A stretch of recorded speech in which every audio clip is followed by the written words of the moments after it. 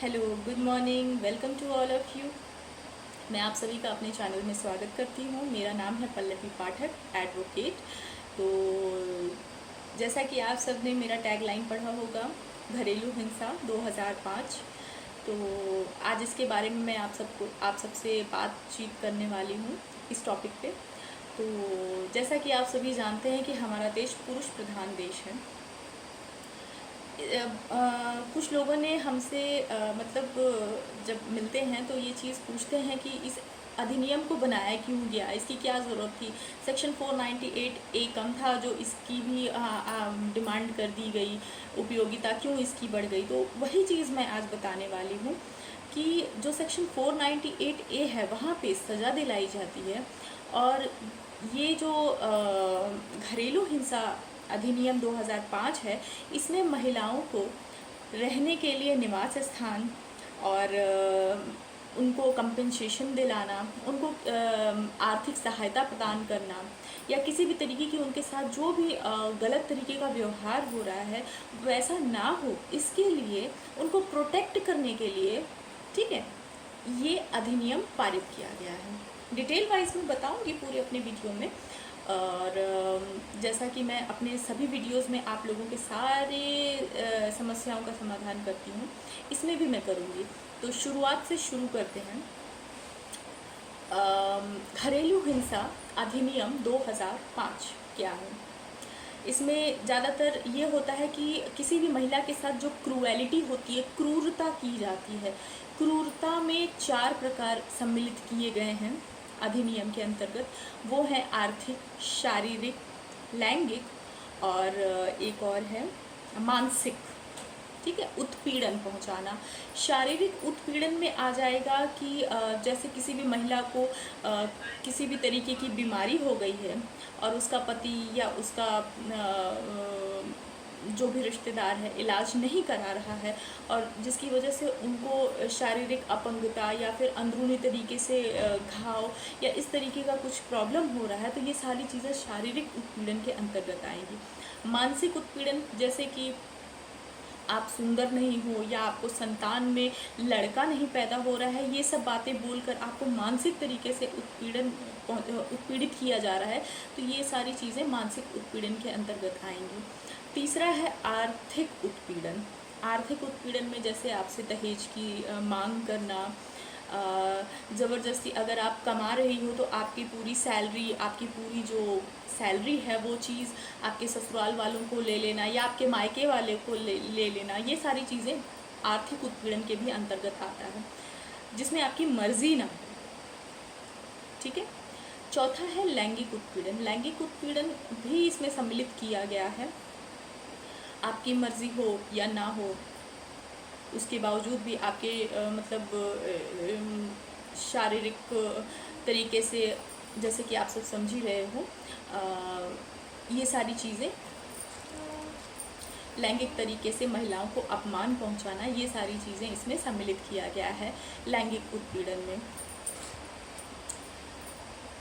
ये तो डिस्क्राइब्ड हो गया कि होता क्या है, ठीक है। इसमें इस अधिनियम के अंतर्गत वो कौन सी 4 टैग लाइन है जिनकी वजह से हम ये अधिनियम का उपयोग कर सकते हैं। लेकिन इसमें पीड़ित महिलाएं कौन होंगी? कौन होंगी ये पीड़ित महिलाएं जो मामला दर्ज करा सकती हैं या अपने लिए सहायता मांग सकती हैं? यहाँ पे मैं बताना चाहती हूँ कि वो सभी औरतें इसमें सम्मिलित की जाएंगी जिनको इन चार पॉइंट्स के अंतर्गत प्रताड़ित किया जा रहा है। मैंने बताया है पहले, शारीरिक, लैंगिक, मानसिक और आर्थिक तरीके से, ठीक है, ये चारों चीज़ें। अगर इन चारों तरीकों से किसी भी महिला को प्रताड़ित किया जा रहा है तो वो महिला घरेलू हिंसा का मुकदमा दायर करवा सकती है। अब ये पूछा जाएगा कि ऐसे डिटेल में थोड़ा समझा दीजिए, तो एक लाइन में मैं बताऊंगी। माँ, बहन, बेटी या लिव इन रिलेशनशिप में रह रही महिलाएं भी ये मामला दर्ज करा सकती हैं अपने लिव इन रिलेशनशिप में रहने वाले पार्टनर के खिलाफ। अगर कोई पत्नी है तो वो अपने पति के खिलाफ दर्ज करा सकती है। दूसरा, अगर कोई माँ है, उसके बेटे उसको प्रताड़ित कर रहे हैं, या उसका गहना या उसकी जो भी उसकी कमाई है, या जो भी उसका कुछ भी स्त्री धन है, वो उसकी मर्ज़ी के ख़िलाफ़ अगर बेच दे रहे हैं, तो वो भी घरेलू हिंसा के अंतर्गत आएगा। मतलब इस घरेलू हिंसा अधिनियम 2005 के अंतर्गत उन सभी महिलाओं के लिए सुविधा प्रदान की गई है कि आपको कोई भी दिक्कत हो या परेशानी हो, आप इस अधिनियम के तहत आप अपना मामला दर्ज करा सकते हैं।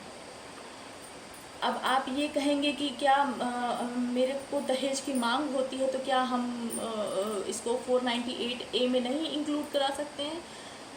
देखिए, 498A अलग है, घरेलू हिंसा एक्ट अलग है। 2005 में इसको बनाया गया है। ठीक, लंबा नहीं खींचूंगी अपना वीडियो, इसलिए सरल शब्दों में बता रही हूँ।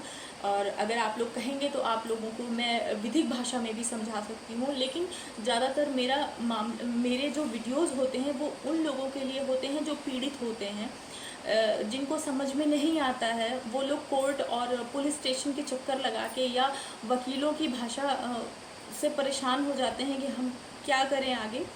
तो उनके लिए मेरा ये वीडियो है, इसलिए मैं इतना डिटेल में आप लोगों को समझा रही हूँ। बाकी अब आप लोगों को समझ में आ गया। सेक्शन 498A जो है वो सिर्फ पीड़ित महिलाओं के लिए है, जो कि मैरिटल हैं, ठीक है, पत्नियों के लिए है। वो सिर्फ पत्नियों के लिए है। लेकिन घरेलू हिंसा सभी महिलाओं के लिए है। फिर से मैं बताऊंगी, घरेलू हिंसा अधिनियम 2005 सभी महिलाओं के लिए है। इसमें केवल एक कोई पर्टिकुलर महिला का नाम नहीं मैं बता रही हूँ।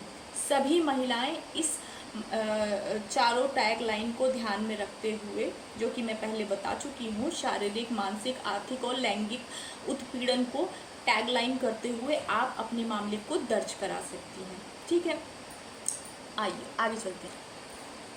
संयुक्त परिवार भी उसमें इंक्लूड रहेगा। तो अब कौन ये FIR, मतलब पीड़ित महिला की ओर से ये शिकायत कौन दर्ज करा सकता है? पीड़ित महिला अगर नहीं पहुंच पा रही है, अगर वो अपनी बात किसी तक पहुंचाती है, तो वो इंसान दर्ज करा सकता है उसका मामला। कोई NGO का कार्यकर्ता भी करा सकता है, ठीक है, पड़ोसी भी करा सकते हैं, रिश्तेदार भी करा सकते हैं, या कोई सामाजिक कार्यकर्ता है, अगर किसी को पता चल जाता है तो वो भी ये मामले के संज्ञान में लेके दर्ज करा सकता है मामले को। ठीक है, ये सभी लोग इस मामले की जानकारी पुलिस में दे सकते हैं, या महिला हेल्पलाइन नंबर होता है वहाँ पे दे सकते हैं। मैंने और भी एक वीडियो बनाया है जिसमें मैंने वुमेंस हेल्पलाइन नंबर मैंने इंक्लूड किया था, आप जाके देख सकते हैं, और या तो मैं डिस्क्रिप्शन बॉक्स में वो नंबर डाल दूँगी। ठीक है, घरेलू हिंसा अधिनियम 2005 ये एक गैर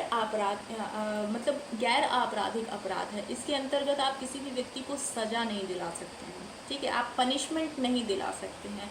इसमें इस अधिनियम का उद्देश्य सिर्फ इतना है कि आप इसमें सुरक्षा प्रदान कर सकते हैं, रहने की सुविधा प्रदान करवा सकते हैं, आर्थिक समस्याओं का समाधान करवा सकते हैं। ये सारी चीज़ें महिलाओं को जो कि नहीं मिल पाती है बाकी सारे सेक्शंस के अंतर्गत, सारे एक्ट्स के अंतर्गत। तो इसलिए इस अधिनियम को अलग से बनाया गया कि ये सारी पर्टिकुलर चीज़ें महिलाओं को हम दिला सकें।